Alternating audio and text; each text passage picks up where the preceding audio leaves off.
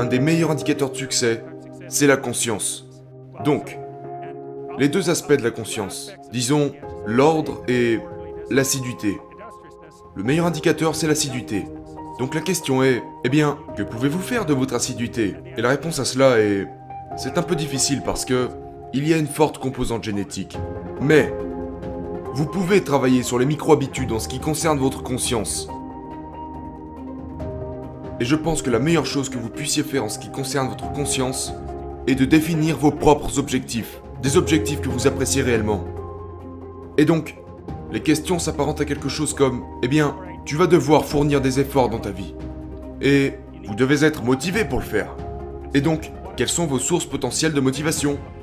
Vous pourriez y penser grâce à la manière des 5 piliers. Vous savez, si vous êtes extraverti, vous voulez des amis. Si vous êtes agréable, vous voulez une relation intime. Si vous êtes désagréable, vous voulez gagner des compétitions. Si vous êtes ouvert, vous souhaitez vous engager dans des activités créatives. Et si vous êtes névrosé, vous voulez la sécurité. D'accord? Donc ce sont toutes des sources potentielles de motivation, dans lesquelles vous pourriez puiser et dans lesquelles vous pourriez adapter votre propre personnalité. Mais ensuite, il y a certaines dimensions que vous devez prendre en compte dans votre vie. Et donc, nous avons interrogé les gens sur, eh bien, vous savez, si vous pouviez vivre votre vie comme vous le voulez, si vous preniez soin de vous correctement, vous savez, que voudriez-vous de vos relations amicales? Que voudriez-vous de votre relation intime? Comment voulez-vous structurer votre famille? Que voulez-vous pour votre carrière? Comment allez-vous utiliser votre temps en dehors de votre travail? Et comment allez-vous encadrer votre santé mentale et physique? Et peut-être aussi votre consommation de drogue et alcool, parce que c'est une bonne façon de s'enfoncer. Vous savez, l'alcoolisme anéantit 5 à 10% des gens, donc vous voulez garder ça sous contrôle. Et puis, donc, peut-être, vous savez vous devez développer une vision de ce à quoi vous aimeriez que votre vie ressemble. Donc le but, une fois que l'objectif est défini, vous devez le décomposer en micro-objectifs que vous pouvez mettre en œuvre. Et ensuite, ces micro-objectifs deviennent gratifiants, en proportion par rapport à leur lien direct avec l'objectif. Et cela s'en mêle dans votre système de récompense incitatrice. Et c'est ce qui vous fait avancer. Mais ce qu'il y a, c'est que ça fonctionne encore mieux. S'il produit une émotion positive, quand il vous voit avancer vers un objectif de valeur. D'accord? Et donc, qu'est-ce que ça veut dire? Eh bien, mieux vaut avoir un objectif valorisant, parce que sinon vous ne pourrez pas obtenir de motivation positive. Et donc, plus l'objectif est valorisant, plus les micro-objectifs associés à cet objectif commencent à prendre une charge positive. Et donc ça signifie que, eh bien, si vous vous levez le matin, et que vous êtes excité à propos de la journée qui vous attend, vous êtes prêt à y aller. Et donc, pour autant que je sache, ce que vous devez faire, c'est spécifier votre idéal à long terme. Peut-être que vous devriez également spécifier un endroit dont vous voulez absolument vous écarter, afin de pouvoir être terrifié à l'idée d'échouer et surexcité à l'idée de réussir. Car ça aussi c'est utile. Donc, spécifiez votre objectif. Vous faites ça, dans un certain sens en tant qu'individu unique. Vous voulez spécifier des objectifs qui vous font dire « Oh, si cela pouvait arriver à la suite de mes efforts, ça en vaudrait clairement la peine. » Parce que la question est toujours « Pourquoi faire quelque chose ?» Parce que ne rien faire est facile. Vous avez juste à vous asseoir là et vous ne faites rien. Une autre question pourrait être « Pourquoi ne feriez-vous jamais quelque chose ?» Mais la réponse à la première question doit être « Parce que vous avez déterminé, par certains moyens, que ça en valait la peine. » Et puis, la prochaine question pourrait être « Où devriez-vous chercher des choses valables ?» Eh bien, dans un premier temps, vous pouvez consulter votre propre tempérament. Et dans un second temps, vous pouvez consulter en quelque sorte comment observer ce après quoi les gens courent qui a de la valeur tout au long de leur vie. Vous observez afin de pouvoir faire une analyse structurelle des sous-composantes de l'existence humaine. Et nous l'avons déjà fait. Vous avez besoin d'une famille, vous avez besoin d'amis, vous n'avez pas besoin d'avoir toutes ces choses. Mais pour la plupart, vous feriez mieux de les avoir. Famille, amis, carrière, objectifs. Des projets pour, vous savez, le temps en dehors du travail, un intérêt pour votre santé mentale et physique, etc. etc. Vous savez, c'est ça la vie. Et si vous n'avez aucune de ces choses, eh bien, il ne vous reste plus que la misère et la souffrance. Donc ce n'est pas une bonne affaire pour vous. Alors, une fois que vous avez mis en place cette structure d'objectifs, et c'est vraiment, à bien des égards, ce que vous devriez faire dans les universités, c'est de précisément déterminer ce que vous devez faire. Quelle personne vous voulez devenir. D'accord? Et vous visez cette cible. Et puis vous utilisez tout ce que vous apprenez comme un moyen de construire cette personne que vous voulez être. Et j'insiste vraiment sur le vouloir être, et non pas sur le devrais être. Parce que ces deux choses n'ont rien à voir ensemble.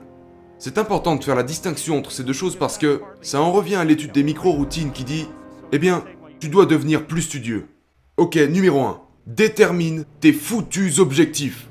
Parce que comment veux-tu obtenir quelque chose si tu ne sais pas ce que c'est? Ça n'arrivera pas. Et souvent les gens ne précisent pas leur objectif, car ils n'aiment pas préciser les conditions d'échec qui les accompagnent.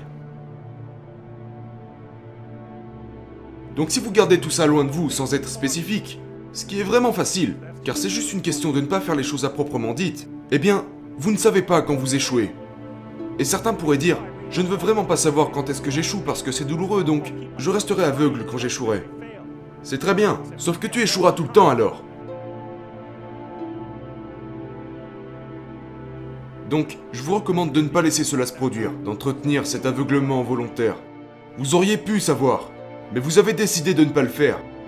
Ok, donc, une fois que vous avez configuré votre structure d'objectifs et que vous pensez, ok, si je pouvais avoir cette vie, eh bien, on dirait qu'elle vaut la peine d'être vécue, malgré le fait que ça va être, vous savez, anxiogène et menaçant, et qu'il y aura de la souffrance et des pertes impliquées pour y arriver. Évidemment, le but est d'avoir une vision claire de votre vie, afin que, tout bien considéré, vos efforts soient justifiés. Ok donc, que faire ensuite? Eh bien, vous devez vous tourner vers la micro-routine et c'est comme, d'accord, voilà ce que je vise. Comment cela impacterait ma vie, de jour en jour, de semaine en semaine et de mois en mois. Et ça s'apparenterait à quelque chose comme un programme, qui peut s'avérer incroyablement utile. Faites un foutu programme, et tenez-vous-y. Ok donc, quelles sont les règles avec ce programme? Il ne doit pas ressembler à une prison. Mais la première chose que les gens font de travers, c'est que, genre, eh bien, je n'aime pas suivre un programme. D'accord donc? Quel genre d'horaire mets-tu en place? Eh bien, je dois faire ça, puis je dois faire ça, puis je dois faire ça. Vous savez, et ensuite ils veulent juste jouer à des jeux vidéo. Parce que, si vous pensez que vous allez faire ce que vous devez faire, juste parce que vous savez que vous devez le faire, c'est juste faux. Mettez en place ce foutu programme, pour que vous puissiez avoir les journées que vous désirez. C'est ça le truc. Genre, ok, donc, ça c'est demain. Je dois faire en sorte que demain soit le meilleur jour possible que je puisse avoir. À quoi ressemblerait-il? Et là, vous programmez. Et vous devez évidemment faire preuve d'un peu de responsabilité là-dedans. Parce que si vous êtes censé, une des choses sur laquelle vous devez insister, c'est qu'à la fin de votre journée, vous ne soyez pas en moins bonne forme qu'au début de la journée, d'accord? Parce que c'est stupide. Si vous faites ça, vous êtes juste en train de creuser un trou et de vous y enterrer.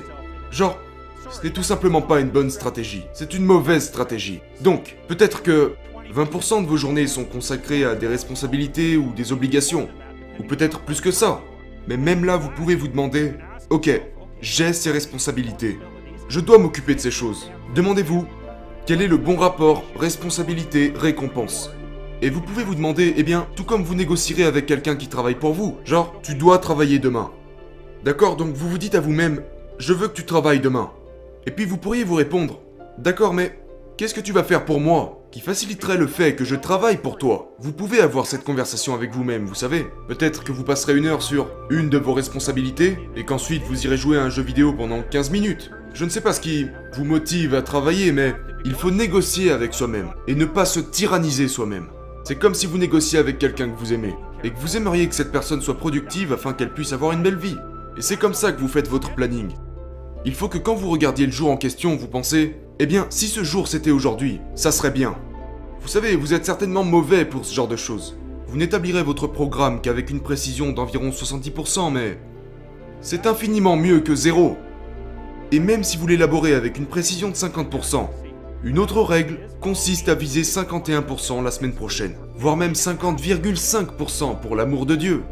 Parce que vous allez atteindre cette position où les choses commencent à se répéter de mieux en mieux et à finir par vous faire monter en flèche. Et donc, c'est une façon de vous faire travailler sur votre conscience. Quel plan de vie aimeriez-vous avoir? Et vous pouvez le faire en partie en vous référant aux normes sociales. Ou alors vous pouvez le faire en ayant une simple conversation avec vous-même. À propos de... Comme si vous ne saviez pas vraiment qui vous êtes. Parce que vous savez comment vous êtes. Vous ne ferez pas ce qu'on vous demande de faire. Vous ne ferez pas ce que vous vous dites de faire. Vous l'avez sûrement remarqué. C'est comme si vous étiez le pire employé et le pire patron dans la même personne. Et les deux travaillent à l'intérieur de vous. Vous ne savez pas ce que vous voulez faire, et puis quand vous vous dites quoi faire, vous ne le faites pas de toute façon. Mais, vous savez, Ce que je veux dire, c'est que vous devez comprendre que vous n'êtes pas votre propre serviteur, pour ainsi dire. Vous êtes quelqu'un avec qui vous devez négocier. Vous êtes quelqu'un à qui vous voulez offrir l'opportunité d'avoir une belle vie. Et c'est dur pour les gens, car ils ne s'aiment pas beaucoup. Alors, vous savez, ils sont toujours là à se donner des coups de fouet, et puis à procrastiner. À faire claquer le fouet et à procrastiner. Et ça, c'est une façon tellement ennuyante et tellement pathétique d'utiliser son temps. Et vous savez très bien ce que c'est, car vous perdez probablement environ 6 heures par jour. Et il me semble que nous avions déjà fait un calcul à ce sujet il y a quelque temps. Votre temps vaut probablement 50 $ de l'heure, quelque chose comme ça. Je veux dire, vous n'êtes pas payé là, maintenant, mais vous êtes jeune. Et le temps que vous passez à travailler en ce moment sans être payé est un investissement. Ce que vous faites maintenant va multiplier ses effets dans le futur. Donc, disons que c'est 50 $ de l'heure, ce qui est parfaitement raisonnable. Si vous perdez 6 heures par jour, et c'est le cas, eh bien vous gaspillez environ 2000 $ par semaine, soit environ 100 000 $ par année. Alors, allez-y, mais voilà ce que vous perdez, chaque heure. Vous devez savoir ce que vaut votre temps. Alors disons que ce n'est pas 50 $ mais 30 $. Peu importe, peut-être qu'il en vaut 100, c'est quelque part dans cette gamme. Une des choses que vous devriez vous demander, c'est... Lorsque vous avez investi 1 heure, la question est, aurais-je réellement payé quelqu'un 50 $ pour avoir eu cette heure? Et si la réponse est non, eh bien, peut-être que vous devriez faire autre chose de votre temps. Et cela dépend simplement de si vous pensez que votre temps en vaut la peine ou non. Mais ce qui est drôle avec les gens qui n'assument pas cette réalité, c'est que s'ils pensent que leur temps n'en vaut pas la peine, ce qui se passe c'est que leur vie se bâtit sur le fruit du hasard. Dans un état de félicité sans responsabilité, eh bien ce qu'ils font c'est qu'ils souffrent existentiellement. Et donc, ça me semble être une solution stupide.